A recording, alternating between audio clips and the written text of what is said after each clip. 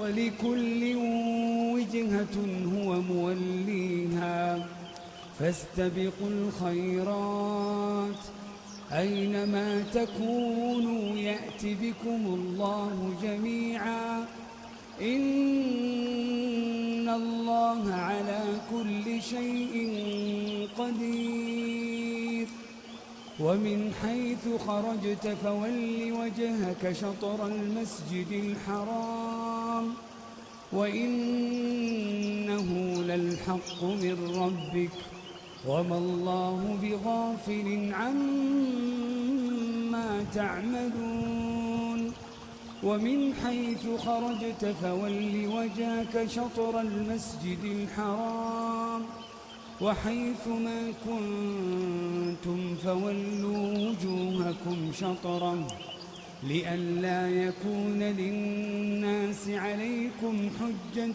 إلا الذين ظلموا منهم فلا تخشوهم واخشوني ولأتم نعمتي عليكم ولعلكم تهتدون كما أرسلنا فيكم رسولا منكم يتلو عليكم آياتنا ويزكيكم ويعلمكم الكتاب والحكمة ويعلمكم ما لم تكونوا تعلمون فاذكروني أذكركم واشكروا لي ولا تكفرون يا أيها الذين آمنوا استعينوا بالصبر والصلاة إن الله مع الصابرين ولا تقولوا لمن يقتل في سبيل الله أموات بل أحياء ولكن لا تشعرون ولنبلونكم بشيء من الخوف والجوع ونقص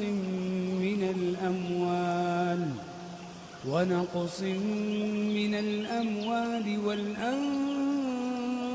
والثمرات وبشر الصابرين الذين إذا أصابتهم مصيبة قالوا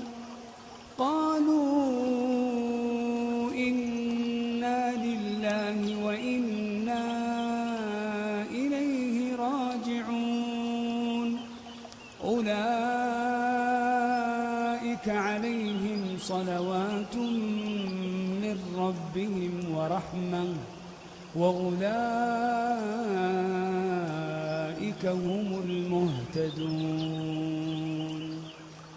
إن الصفا والمروة من شعائر الله فمن حج البيت أو اعتمر فلا جناح عليه أن يطوف بهما ومن تطوع خيرا فإن الله شاكر عليم إن الذين يكتمون ما أنزلنا من البينات والهدى من بعد ما بيناه للناس في الكتاب أولئك يلعنهم الله ويلعنهم اللاعنون إلا الذين تابوا وأصلحوا وبينوا فأولئك أتوب عليهم وأنا التواب الرحيم إن الذين كفروا وماتوا وهم كفار أولئك عليهم لعنة الله والملائكة والناس أجمعين خالدين فيها لا يخفف عنهم العذاب ولا هم ينظرون وإلهكم إله واحد لا إله إلا هو الرحمن الرحمن الرحيم. إن في خلق السماوات والأرض واختلاف الليل والنهار والفلك التي تجري في البحر بما ينفع الناس وما أنزل الله من السماء من ماء فأحيا به الأرض بعد موتها وبث فيها من كل دابة وتصريف الرياح والسحاب المسخر بين السماء والأرض لآيات لقوم يعقلون. ومن الناس من يتخذ من دون الله أندادا يحبونهم كحب الله والذين آمنوا أشد حبا لله ولو يرى الذين ظلموا إذ يرون العذاب أن القوة لله جميعا وأن الله شديد العذاب. إذ تبرأ الذين اتبعوا من الذين اتبعوا ورأوا العذاب وتقطعت بهم الأسباب. وقال الذين اتبعوا لو أن لنا كرة فنتبرأ منهم كما تبرأوا منا كذلك يريهم الله أعمالهم حسرات عليهم وما هم بخارجين من النار. يا أيها الناس كلوا مما في الأرض حلالا طيبا ولا تتبعوا خطوات الشيطان إنه لكم عدو مبين. إنما يأمركم بالسوء والفحشاء وأن تقولوا على الله ما لا تعلمون. وإذا قيل لهم اتبعوا ما أنزل الله قالوا بل نتبع ما ألفينا عليه آباءنا أولو كان آباؤهم لا يعقلون شيئا ولا يهتدون. ومثل الذين كفروا كمثل الذي ينعق بما لا يسمع إلا دعاء ونداء صم بكم عمي فهم لا يعقلون. يا أيها الذين آمنوا كلوا من طيبات ما رزقناكم واشكروا لله إن كنتم إياه تعبدون. إنما حرم عليكم الميتة والدم ولحم الخنزير وما أهل به لغير الله فمن اضطر غير باغ ولا عاد فلا إثم عليه إن الله غفور رحيم. إن الذين يكتمون ما أنزل الله من الكتاب ويشترون به ثمنا قليلا أولئك ما يأكلون في بطونهم إلا النار ولا يكلمهم الله يوم القيامة ولا يزكيهم ولهم عذاب أليم. أولئك الذين اشتروا الضلالة بالهدى والعذاب بالمغفرة فما وأصبرهم على النار. ذلك بأن الله نزل الكتاب بالحق وإن الذين اختلفوا في الكتاب لفي شقاق بعيد. ليس البر أن تولوا وجوهكم قبل المشرق والمغرب ولكن البر من آمن بالله واليوم الآخر والملائكة والكتاب والنبيين وآتى المال على حبه ذوي القربى واليتامى والمساكين وابن السبيل والسائلين وفي الرقاب وأقام الصلاة وآتى الزكاة والموفون بعهدهم إذا عاهدوا والصابرين في البأساء والضراء وحين البأس أولئك الذين صدقوا وأولئك هم المتقون.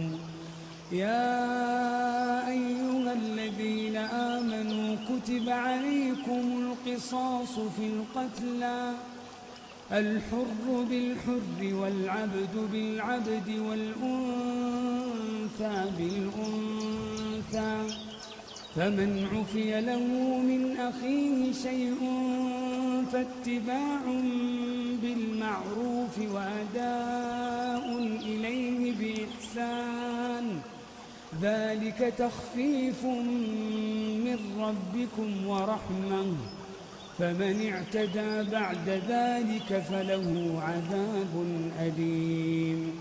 ولكم في القصاص حياة يا أولي الألباب لعلكم تتقون. كتب عليكم إذا حضر أحدكم الموت إن ترك خيرا الوصية للوالدين والأقربين بالمعروف حقا على المتقين.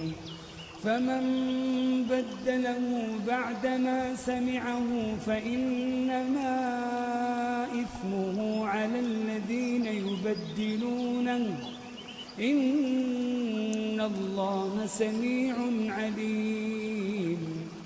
فمن خاف من موص جنفا أو إثما فأصلح بينهم فلا إثم عليه إن الله غفور رحيم.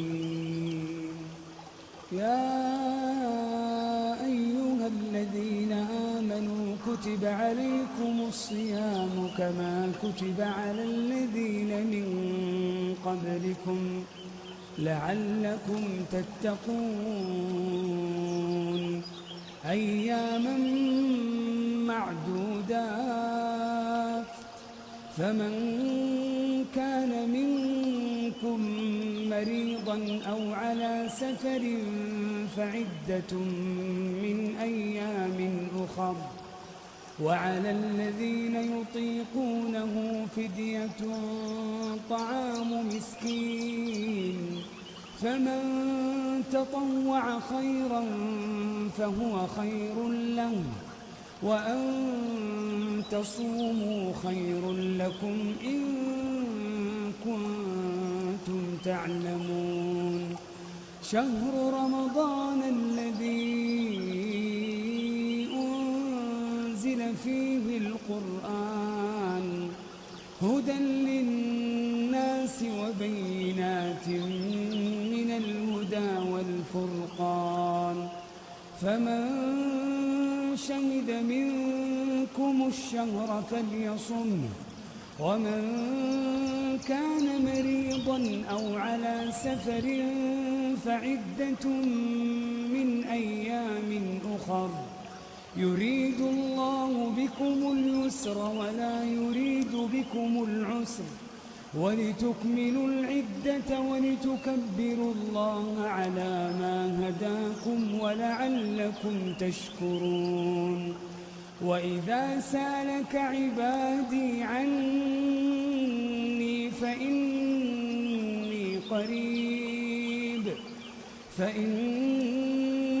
قريب أجيب دعوة الداع إذا دعان فليستجيبوا لي وليؤمنوا بي لعلهم يرشدون. أحل لكم ليلة الصيام الرفث إلى نسائكم هن لباس لكم وأنتم لباس لهن علم الله أنكم كنتم تختانون أنفسكم فتاب عليكم وعفى عنكم فالآن باشروهن وابتغوا ما كتب الله لكم وكلوا واشربوا حتى يتبين لكم الخيط الأبيض من الخيط الأسود من الفجر ثم أتموا الصيام إلى الليل ولا تباشروهن وأنتم عاكفون في المساجد تلك حدود الله فلا تقربوها كذلك يبين الله آياته للناس لعلهم يتقون. ولا تأكلوا أموالكم بينكم بالباطل وتدلوا بها إلى الحكام لتأكلوا فريقا من أموال الناس بالإثم وأنتم تعلمون. يسألونك عن الأهلة قل هي مواقيت للناس والحج وليس البر بأن تأتوا البيوت من ظهورها ولكن البر من اتقى وأتوا البيوت من أبوابها واتقوا الله لعلكم تفلحون. وقاتلوا في سبيل الله الذين يقاتلونكم ولا تعتدوا إن الله لا يحب المعتدين.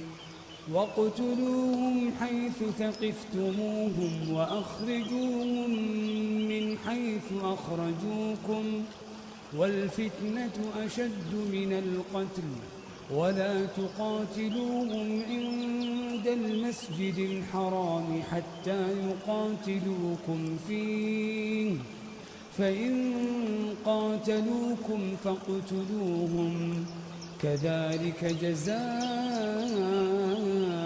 الكافرين. فإن انتهوا فإن الله غفور رحيم. وقاتلوهم حتى لا تكون فتنة ويكون الدين لله فإن انتهوا فلا عدوان إلا على الظالمين. الشهر الحرام بالشهر الحرام والحرمات قصاص فمن اعتدى عليكم فاعتدوا عليه بمثل ما اعتدى عليكم واتقوا الله واعلموا أن الله مع المتقين. وأنفقوا في سبيل الله ولا تلقوا بأيديكم إلى التهلكة وأحسنوا إن الله يحب المحسنين. وأتموا الحج والعمرة لله فإن أحصرتم فما استيسر من الهدي ولا تحلقوا رؤوسكم حتى يبلغ الهدي محله فمن كان منكم مريضا أو به أذى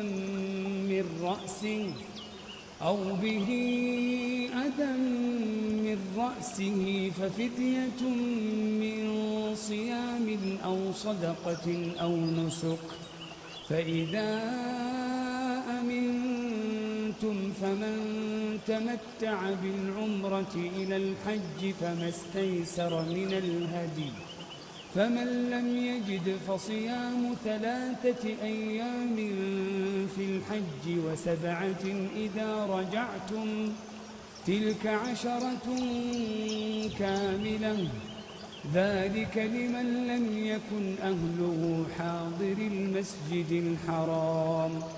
واتقوا الله واعلموا أن الله شديد العقاب. الحج أشهر معلومات، فمن فرض فيهن الحج فلا رفث ولا فسوق ولا جدال في الحج، وما تفعلوا من خير يعلمه الله، وتزودوا فإن خير الزاد التقوى، واتقون يا أولي الألباب. ليس عليكم جناح أن تبتغوا فضلا من ربكم، فإذا أفضتم من عرفات فاذكروا الله عند المشعر الحرام، واذكروه كما هداكم وإن كنتم من قبله لمن الضالين. ثم أفيضوا من حيث أفاض الناس واستغفروا الله، إن الله غفور رحيم.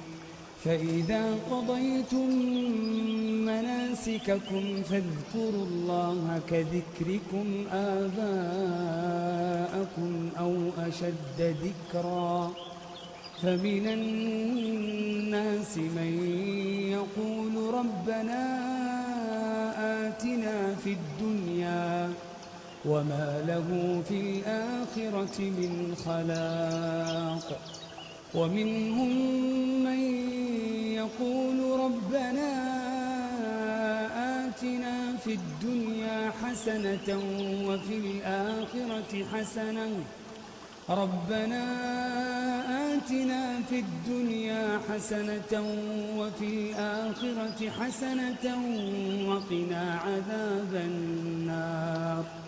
أولئك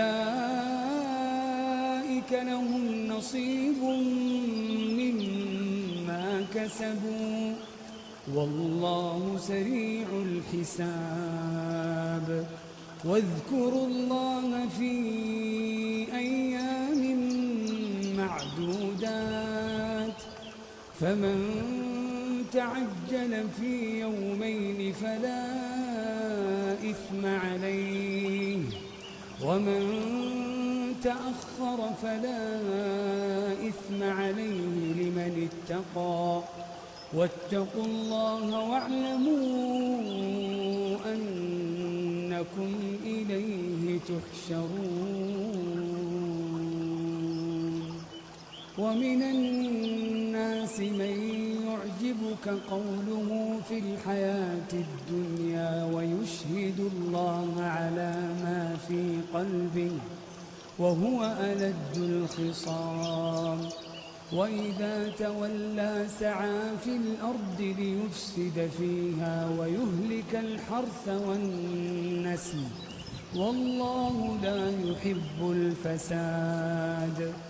وإذا قيل له اتق الله أخذته العزة بالإثم فحسبه جهنم ولبئس المهاد. ومن الناس من يشري نفسه ابتغاء مرضات الله والله رؤوف بالعباد. يا أيها الذين آمنوا ادخلوا في السلم كافة ولا تتبعوا خطوات الشيطان إنه لكم عدو مبين. فإن زللتم من بعد ما جاءتكم البينات فاعلموا أن الله عزيز حكيم. هل ينظرون إلا أن يأتيهم الله في ظلل من الغمام والملائكة وقضي الأمر وإلى الله ترجع الأمور. سل بني إسرائيل كم آتيناهم من آية بينة ومن يبدل نعمة الله من بعد ما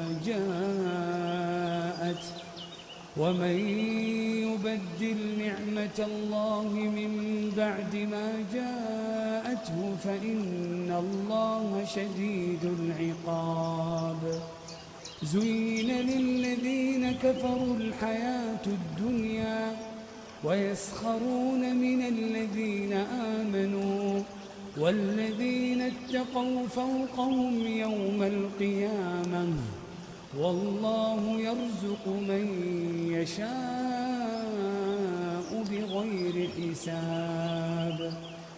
كان الناس أمة واحدة فبعث الله النبيين مبشرين ومنذرين وأنزل معهم الكتاب بالحق ليحكم بين الناس فيما اختلفوا فيه وما اختلف فيه إلا الذين أوتوه من بعد ما جاءتهم البينات بغيا بينهم فهدى الله الذين آمنوا لما اختلفوا فيه من الحق بإذنه والله يهدي من يشاء إلى صراط مستقيم. أم حسبتم أن تدخلوا الجنة ولما يأتكم مثل الذين خلوا من قبلكم مستهم البأساء والضراء وزلزلوا حتى يقول الرسول والذين آمنوا معه متى نصر الله ألا إن نصر الله قريب. يسألونك ماذا ينفقون قل ما أنفقتم من خير فللوالدين والأقربين واليتامى والمساكين وابن السبيل وما تفعلوا من خير فإن الله به عليم. كتب عليكم القتال وهو كره لكم وعسى أن تكرهوا شيئا وهو خير لكم وعسى أن تحبوا شيئا وهو شر لكم والله يعلم وأنتم لا تعلمون. يسألونك عن الشهر الحرام قتال فيه قل قتال فيه كبير وصد عن سبيل الله وكفر به والمسجد الحرام وإخراج أهله منه أكبر عند الله، والفتنة أكبر من القتل، ولا يزالون يقاتلونكم حتى يردوكم عن دينكم إن استطاعوا، ومن يرتدد منكم عن دينه فيمت وهو كافر فأولئك حبطت أعمالهم في الدنيا والآخرة، وأولئك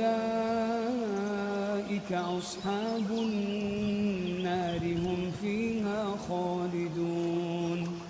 إن الذين آمنوا والذين هاجروا وجاهدوا في سبيل الله أولئك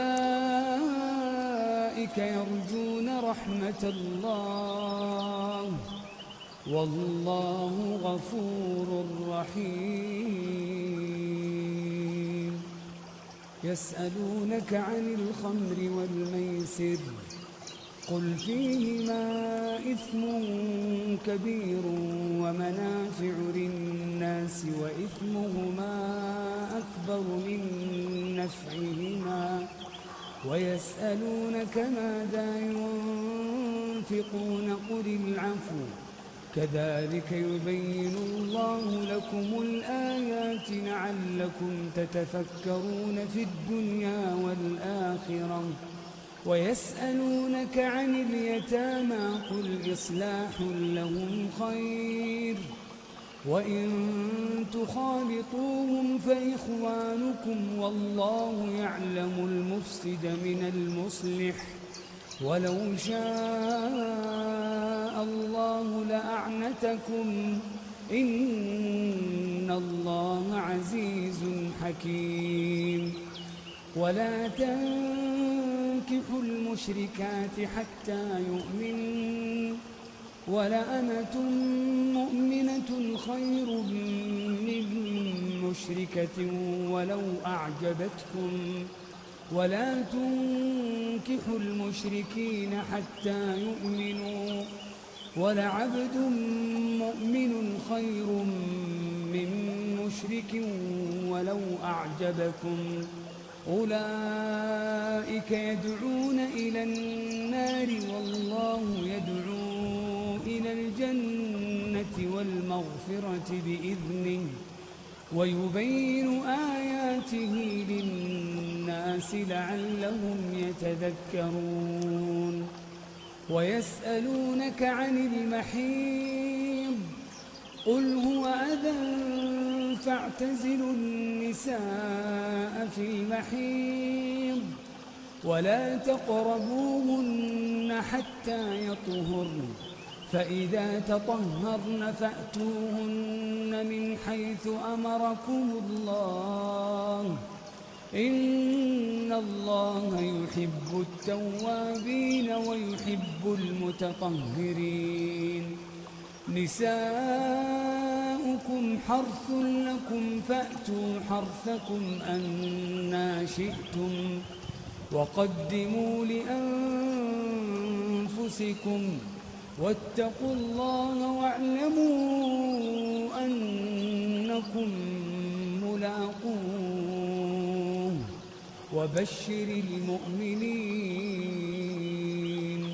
ولا تجعلوا الله عرضة لأيمانكم أن تبروا وتتقوا وتصلحوا بين الناس والله سميع عليم. لا يؤاخذكم الله باللغو في أيمانكم ولكن يؤاخذكم بما كسبت قلوبكم والله غفور حليم. للذين يؤلون من نسائهم تربص 4 أشهر فإن فاءوا فإن الله غفور رحيم. وإن عزموا الطلاق فإن الله سميع عليم. والمطلقات يتربصن بأنفسهن 3 قروء ولا يحل لهن أن يكتمن ما خلق الله في أرحامهن إن كن يؤمن بالله واليوم الآخر وبعولتهن أحق بردهن في ذلك إن أرادوا إصلاحا ولهن مثل الذي عليهن بالمعروف وللرجال عليهن درجة والله عزيز حكيم. الطلاق 2 فإمساك بمعروف أو تسريح بإحسان ولا يحل لكم أن تأخذوا مما آتيتموهن شيئا إلا أن يخافا ألا يقيما حدود الله فإن خفتم ألا يقيما حدود الله فلا جناح عليهما فيما افتدت به تلك حدود الله فلا تعتدوها ومن يتعد حدود الله فأولئك هم الظالمون.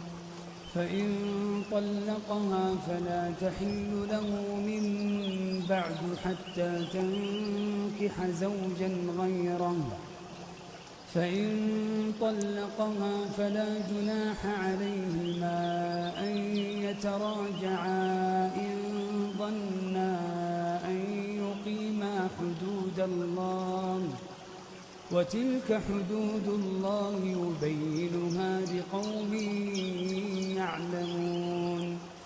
وإذا طلقتم النساء فبلغن أجلهن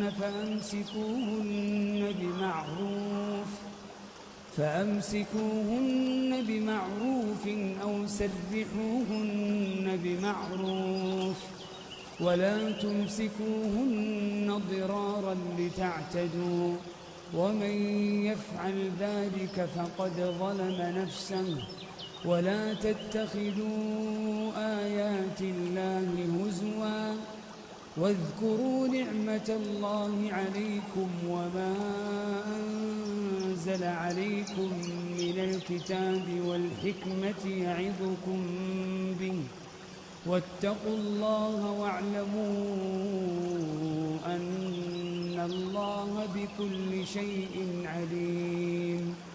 وإذا طلقتم النساء فبلغن أجلهن فلا تعضلوهن أن ينكحن أزواجهن إذا تراضوا بينهم بالمعروف ذلك يوعظ به من كان منكم يؤمن بالله واليوم الآخر ذلكم أزكى لكم وأطهر والله يعلم وأنتم لا تعلمون.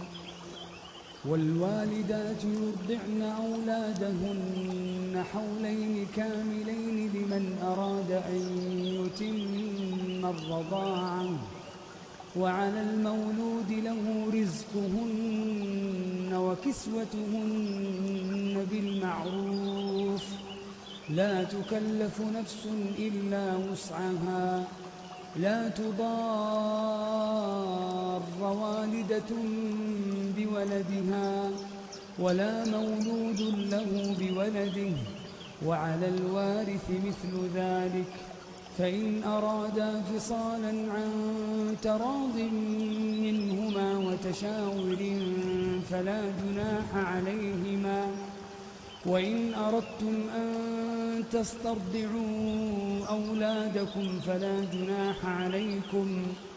فلا جناح عليكم إذا سلمتم ما آتيتم بالمعروف واتقوا الله واعلموا أن الله بما تعملون بصير. والذين يتوفون منكم ويذرون أزواجا يتربصن بأنفسهن 4 أشهر وعشرا، فإذا بلغن أجلهن فلا جناح عليكم فيما فعلن في أنفسهن بالمعروف، والله بما تعملون خبير. ولا جناح عليكم فيما عرضتم به من خطبة النساء أو أكننتم في أنفسكم، علم الله أنكم ستذكرونهن ولكن لا تواعدوهن سرا إلا أن تقولوا قولا معروفا، ولا تعزموا عقدة النكاح حتى يبلغ الكتاب أجله، واعلموا أن الله يعلم ما في أنفسكم فاحذروه، واعلموا أن الله غفور حليم. لا جناح عليكم إن طلقتم النساء ما لم تمسوهن أو تفرضوا لهن فريضة، ومتعوهن على الموسع قدره وعلى المقتر قدره متاعا بالمعروف حقا على المحسنين.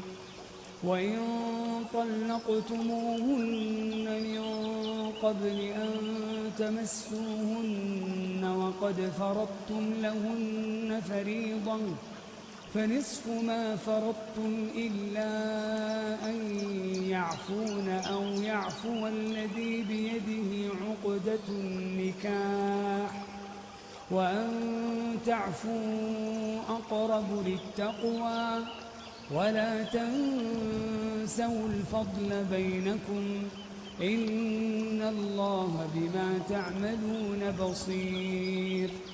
حافظوا على الصلوات والصلاة الوسطى وقوموا لله قانتين. فإن خفتم فرجالا أو ركبانا، فإذا أمنتم فاذكروا الله كما علمكم ما لم تكونوا تعلمون. والذين يتوفون منكم ويذرون أزواجا وصية لأزواجهم متاعا إلى الحول غير إخراج، فإن خرجن فلا جناح عليكم فيما فعلن في أنفسهن من معروف، والله عزيز حكيم. وللمطلقات متاع بالمعروف حقا على المتقين، كذلك يبين الله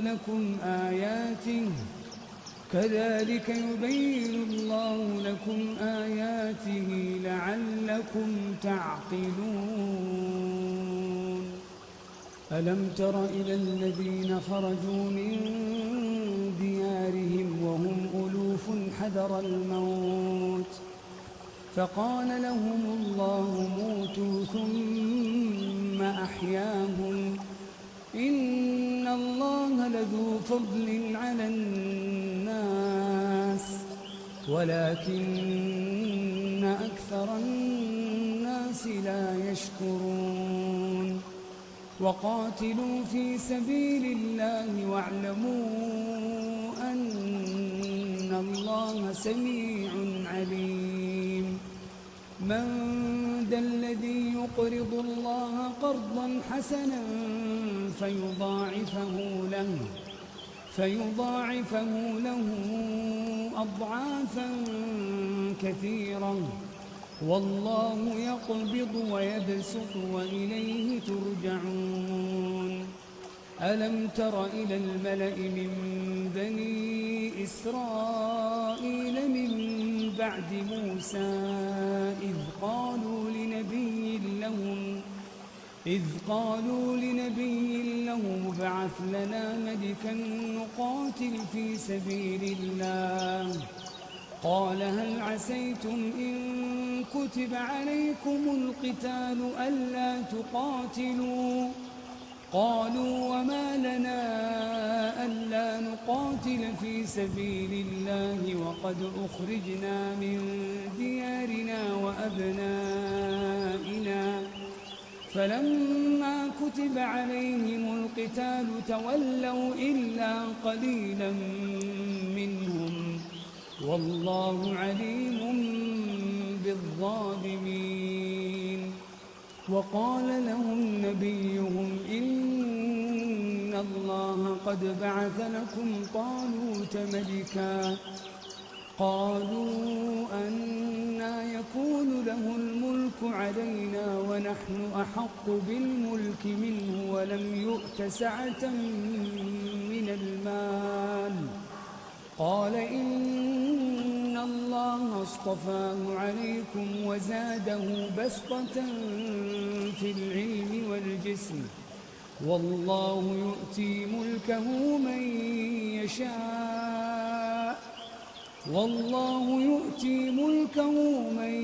يشاء والله واسع عليم وقال لهم نبيهم إن آية ملكه أن يأتيكم التابوت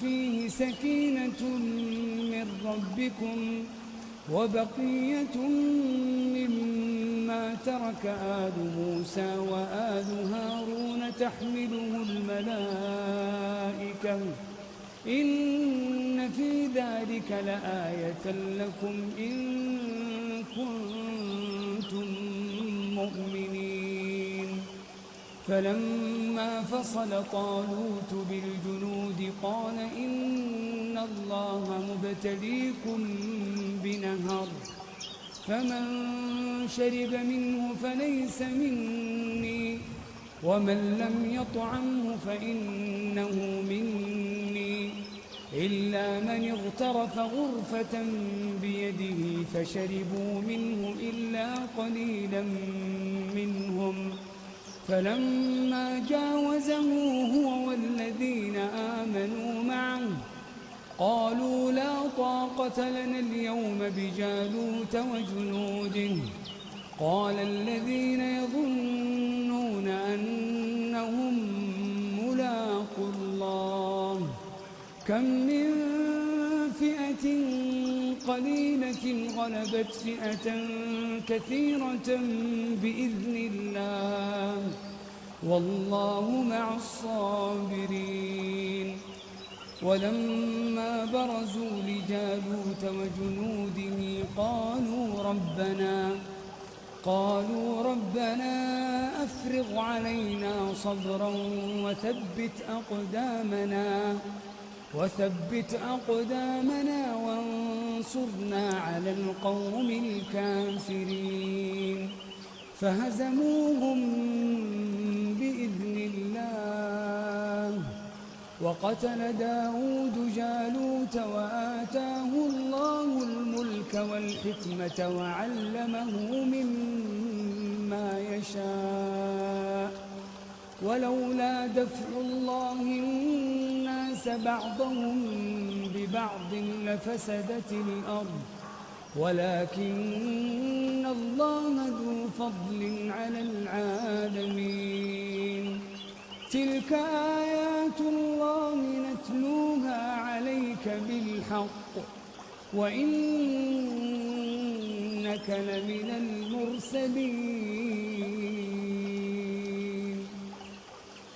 تلك الرسل فضلنا بعضهم على بعض منهم من كلم الله ورفع بعضهم درجات وآتينا عيسى ابن مريم البينات وأيدناه بروح القدس ولو شاء الله ما اقتتل الذين من بعدهم من بعد ما جاءتهم البينات ولكن اختلفوا فمنهم من آمن ومنهم من كفر ولو شاء الله ما اقتتلوا ولكن الله يفعل ما يريد. يا أيها الذين آمنوا أنفقوا مما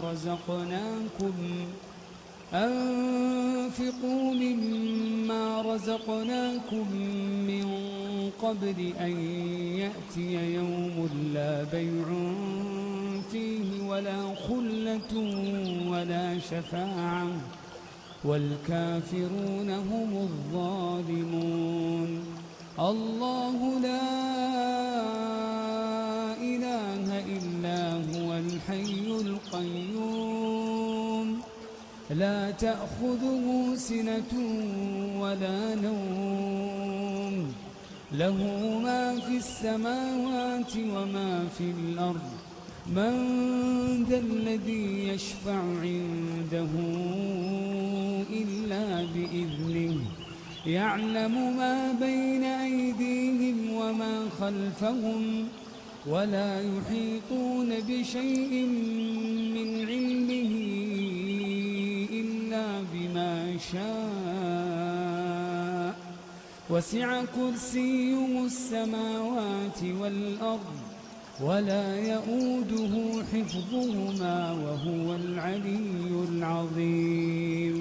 لا إكراه في الدين قد تبين الرشد من الغي فمن يكفر بالطاغوت ويؤمن بالله فقد استمسك بالعروة الوثقى لا انفصام لها والله سميع عليم. الله ولي الذين آمنوا يخرجهم من الظلمات إلى النور والذين كفروا أولياؤهم الطاغوت يخرجونهم من النور إلى الظلمات أولئك أصحاب النار هم فيها خالدون. ألم تر إلى الذي حاج إبراهيم في ربه أن آتاه الله الملك إذ قال إبراهيم ربي الذي يحيي ويميت قال أنا أحيي وأميت قال إبراهيم فإن الله يأتي بالشمس من المشرق فأت بها من المغرب فبهت الذي كفر والله لا يهدي القوم الظالمين. أو كالذي مر على قرية وهي خاوية على عروشها قال أنى يحيي هذه الله بعد موتها فأماته الله 100 عام ثم بعثه قال كم لبثت قال لبثت يوما أو بعض يوم قال بل لبثت 100 عام فانظر إلى طعامك وشرابك لم يتسنه وانظر إلى حمارك ولنجعلك آية للناس وانظر انظر إلى العظام كيف ننشزها ثم نكسوها لحما فلما تبين له قال أعلم أن الله على كل شيء قدير. وإذ قال إبراهيم رب أرني كيف تحيي الموتى قال أولم تؤمن قال بلى ولكن ليطمئن قلبي قال فخذ 4 من الطير فصرهن إليك ثم اجعل على كل جبل منهن جزءا ثم ادعهن يأتينك سعيا واعلم أن الله عزيز حكيم. مثل الذين ينفقون أموالهم في سبيل الله كمثل حبة أنبتت 7 سنابل في كل سنبلة 100 حبة والله يضاعف لمن يشاء والله واسع عليم. الذين ينفقون أموالهم في سبيل الله ثم لا يتبعون ما أنفقوا منا ولا أذى لهم أجرهم عند ربهم ولا خوف عليهم ولا هم يحزنون. قول معروف ومغفرة خير من صدقة يتبعها أذى والله غني حليم. يا أيها الذين آمنوا لا تبطلوا صدقاتكم بالمن والأذى كالذي ينفق ماله رئاء الناس ولا يؤمن بالله واليوم الآخر فمثله كمثل صفوان عليه تراب فأصابه وابل فتركه صلدا لا يقدرون على شيء مما كسبوا والله لا يهدي القوم الكافرين.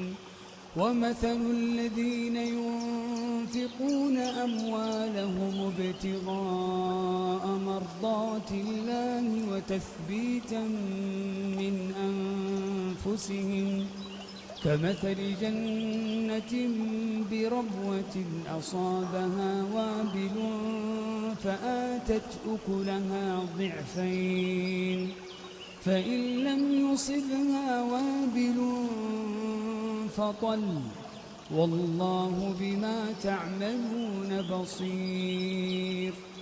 أيود أحدكم أن تكون له جنة من نخيل وأعناب تجري من تحتها الأنهار له فيها من كل الثمرات وأصابه الكبر وله ذرية ضعفاء فأصابها إعصار فيه نار فاحترقت كذلك يبين الله لكم الآيات لعلكم تتفكرون.